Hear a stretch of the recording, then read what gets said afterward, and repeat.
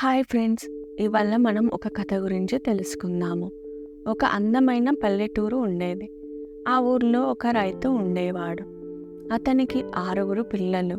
అందులో 3 మగపిల్లలు, 3 ఆడపిల్లలు. రైతు చాలా మంచివాడు.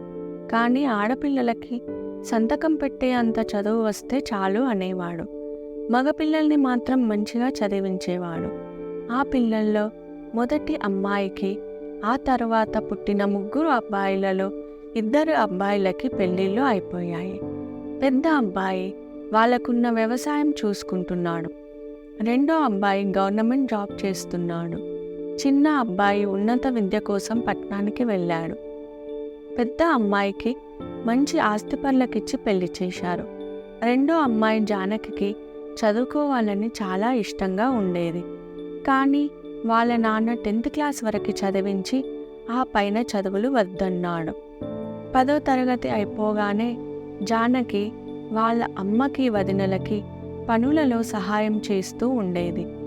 వారి ఇల్లు చుట్టాలతో, పని వాళ్ళతో చాలా హడావిడిగా ఉండేది. అలా చూస్తుండగానే జానకికి 18 ఏళ్ళు నిండాయి. ఆమెకి పెళ్లి చేయాలని వాళ్ళ నాన్న నిర్ణయించుకున్నారు. కానీ జానకికి ఇంకా చదువుకోలేకపోయానని బాధ ఉండేది. జానకి వాళ్ళ నాన్న అప్పుడప్పుడు దగ్గరలోని వేరే ఊరికి తన పనుల నిమిత్తం వెళ్ళేవాడు. అక్కడ వాళ్ళ స్నేహితుడికి ఒక పెద్ద రైస్ మిల్ ఉండేది. జానకి వాళ్ళ నాన్న తన స్నేహితుడితో మాట్లాడుతూ, నా రెండో కూతురికి పెళ్లి చేయాలని అనుకుంటున్నాను, ఒక మంచి సంబంధం ఉంటే చెప్పు అన్నాడు. అప్పుడు వాళ్ళ స్నేహితుడు, ఒక మంచి సంబంధం ఉంది, కానీ అబ్బాయికి తండ్రి లేడు, పెద్దగా ఆస్తులేమీ లేవు, కానీ అబ్బాయి చాలా మంచివాడు, గుణవంతుడు, ఇప్పుడిప్పుడే కుటుంబానికి ఉన్న అప్పులన్నీ తీర్చేసి ఒక చిన్న బిజినెస్ పెట్టుకున్నాడు. మీకు నచ్చితే పెళ్లి చూపులకి పిలుద్దామని అబ్బాయి ఫోటో చూపిస్తాడు. జానకి వాళ్ళ నాన్న అబ్బాయి ఫోటో చూడగానే, చాలా బాగున్నాడు అబ్బాయి, పేరేంటి అని అడుగుతాడు. అప్పుడు వాళ్ళ స్నేహితుడు రాము అని చెప్తాడు. అబ్బాయి గురించి వినగానే ఆ రైతుకి చాలా ముచ్చటేస్తుంది. కుటుంబ బరువు బాధ్యతలు తీసుకున్నాడు అంటే నా కూతుర్ని బాగా చూసుకుంటాడు. ఆస్తులు లేవు అని అనుకుంటే నాకు కూడా ఒకప్పుడు ఏమీ లేవు కదా, ఒక్కొక్క ఎకరం కొనుక్కుంటూ నేను ఇక్కడి వరకు వచ్చాను. దేనికైనా కష్టపడే తత్వం కావాలి, అదే ఈ అబ్బాయిలో ఉంది అని రైతు బలంగా నమ్ముతాడు. ఇంటికి వెళ్ళి వాళ్ళ భార్యతో, పిల్లలతో విషయం చెప్తాడు. అప్పుడు వాళ్ళ అబ్బాయిలు ఇలా అనుకుంటారు, పెద్దగా ఆస్తులు లేవు, కానీ నాన్న చెప్పేది వింటుంటే నిజమే అనిపిస్తుంది, ఒక్కసారి ఆ అబ్బాయిని పెళ్లి చూపులకి రమ్మని పిలుద్దాము అనే నిర్ణయానికి వస్తారు అందరూ. ఆ రోజు రానే వచ్చింది. రాము ఇంకా వాళ్ళ అమ్మ 2 అక్కలతో కలిసి పెళ్లి చూపులకి బయలుదేరుతారు. నాకు కొంచెం దారిలో పనుంది అమ్మా, మీరు బస్సులో వెళ్ళండి, నేను నా స్నేహితుడు బైక్ మీద వస్తామని చెప్తాడు రాము. బైక్ మీద వస్తుంటే రాము కాలికి దెబ్బ తగిలి రక్తం కారుతూ ఉంటుంది. ఇంకో 2 నిమిషాల్లో అమ్మాయి వాళ్ళ ఇంటికి వచ్చేస్తారు. అయినా రక్తం కారడం ఆగలేదు.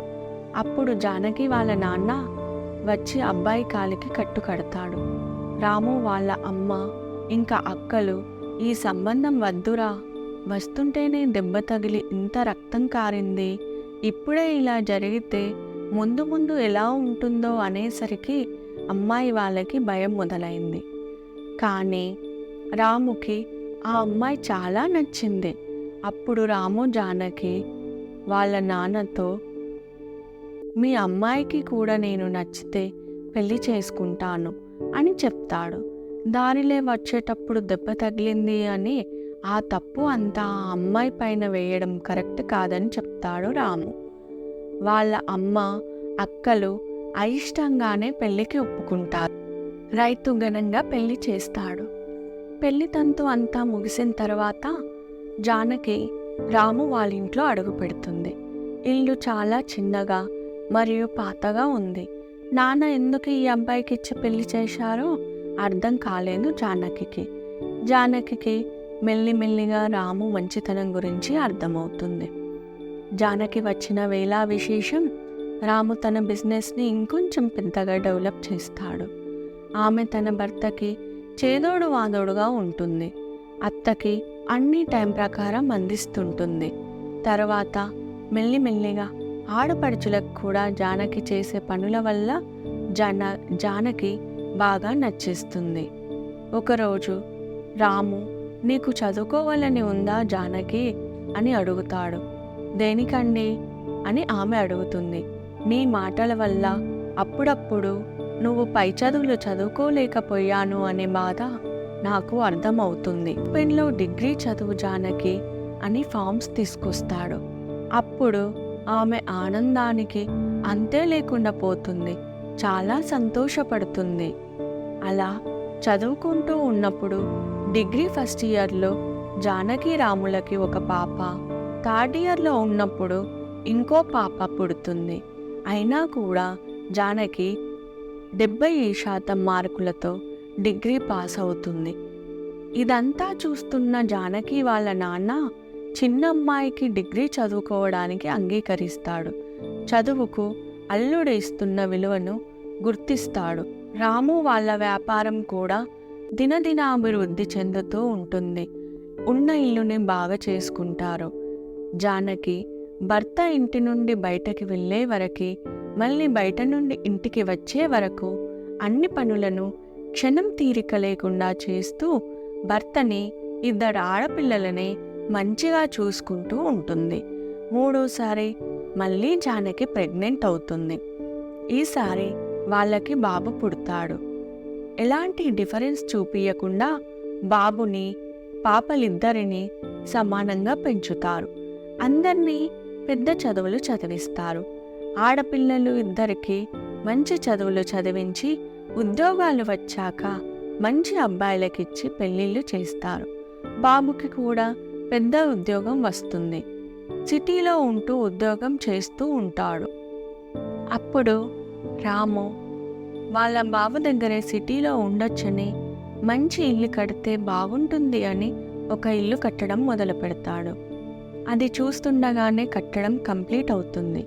ఆ ఇంటి పేరు జానకి నిలయమని పెడతాడు. దాన్ని చూసిన వెంటనే జానకి కళ్ళల్లో నీళ్లు వస్తాయి. ఎందుకండి నా పేరు పెట్టారు? కష్టపడిందంతా మీరు, పేరేమో నాదా అని రాముతో వాదిస్తుంది. దానికి రాము ఇలా అంటాడు, చూడు జానకి, నీ సహాయ సహకారాలు లేకపోతే నేను ఇంత పెద్ద ఇల్లు కట్టేవాడిని కాదు కదా. నేను ఇంటి నుండి బయటకు వెళ్ళే వరకు ఒక చిన్న పిల్లాడికి చేసినట్టుగా అన్ని దగ్గర వరకు చేసేదానివి. టైం లేదో తినను అంటే తినిపించి పంపేదానివి.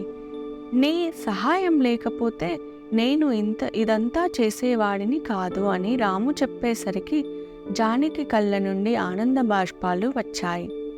కొన్ని రోజులు గడిచాక రాము వాళ్ళ అబ్బాయికి పెళ్లి చేయాలని అనుకుంటున్నానని జానకి వాళ్ళ నాన్నతో చెప్తారు. అప్పుడు వాళ్ళ మామగారు, నాకు తెలిసిన మంచి సంబంధం ఉంది రాము, రేపే మంచి రోజు ఉంది, అమ్మాయిని చూడ్డానికి పంతులు గారిని కూడా తీసుకొని వెళ్దాం అంటాడు. అప్పుడు రాము, పంతులు గారు ఎందుకు మామగారు అంటే, అన్నీ కుదిరితే ముహూర్తం పెట్టుకొని వద్దామంటాడు రాము వాళ్ళ మామగారు.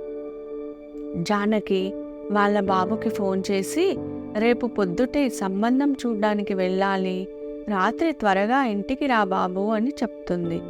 తెల్లారి రాము, జానకి వాళ్ళ నాన్న, అబ్బాయి ఇంకా పంతులు గారు అందరూ అమ్మాయిని చూడ్డానికి రెడీ అవుతారు. వాళ్ళు బయలుదేరే ముందు ఒక నల్ల పిల్లి అడ్డం వస్తుంది. అప్పుడు పంతులు గారు వెంటనే, అపశకునం, అమ్మాయి వాళ్ళ ఇంటికి వెళ్ళొద్దు అంటాడు. దానికి రాము, ఇవన్నీ పట్టించుకోవద్దు పంతులు గారు, ముందు కారెక్కుదాం పదండి అనేసరికి కారు టైర్ పంచర్ అవుతుంది. వెంటనే పంతులు గారు, మీ అబ్బాయికి అమ్మాయికి కుదిరేలా లేదు, పెళ్లి సంబంధం క్యాన్సిల్ చేసుకోండి అంటాడు. ఆ మాటలకి రాము, లేదు పంతులు గారు, మనం ముందు అనుకున్న విధంగానే అమ్మాయి వాళ్ళ ఇంటికి వెళ్దాము, కారు పంచర్ తీయించి అంటాడు నవ్వుతూ. పంతులు గారికి ఏమనాలో అర్థం కాదు. మొత్తానికి కారు బాగు చేయించుకొని అమ్మాయి వాళ్ళ ఇంటికి వెళ్తారు. అక్కడ ఆ అమ్మాయిని చూడగానే రాము, జానకి మరియు వాళ్ళ అబ్బాయికి ఆ సంబంధం బాగా నచ్చుతుంది. వెంటనే ముహూర్తాలు పెట్టుకొని వస్తారు. ఏ ఆటంకం లేకుండా పెళ్లి సజావుగా అంగరంగ వైభవంగా జరుగుతుంది. అప్పుడు రాము పంతులు గారితో అంటారు, చూశారా పంతులు గారు, నల్లపిల్లి అడ్డం వచ్చింది, వెళ్ళొద్దు అన్నారు. కుదరదు, అపశకునం అన్నారు. అదంతా మన పిచ్చి నమ్మకాలు, వీటిని మనం కూడా నమ్మితే ఎలాగా అనగానే పంతులు గారు, నిజమేనయ్యా, నేను కూడా ఒప్పుకుంటున్నాను అని అంటాడు. ఆ తర్వాత రాము, జానకి జనాలలో ఉన్న మూఢనమ్మకాల పట్ల ఉన్న అపోహలను తొలగిస్తూ చైతన్యపరుస్తారు. వాళ్ళ శేష జీవితం మనుమళ్ళు మనమరాళ్లతో సంతోషంగా గడుపుతారు.